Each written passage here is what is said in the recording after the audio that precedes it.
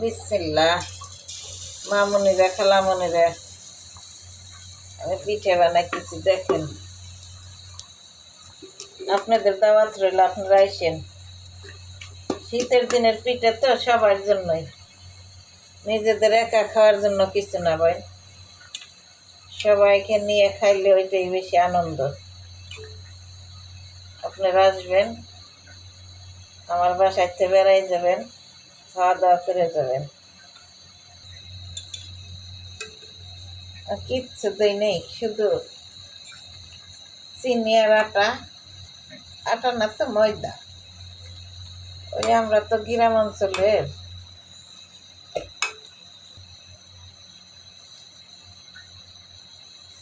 শীতের দিনে যা বানাবে ওইটাই সুন্দর। আপনারা ভালো থাকবেন, সুস্থ থাকবেন। আসসালামু আলাইকুম।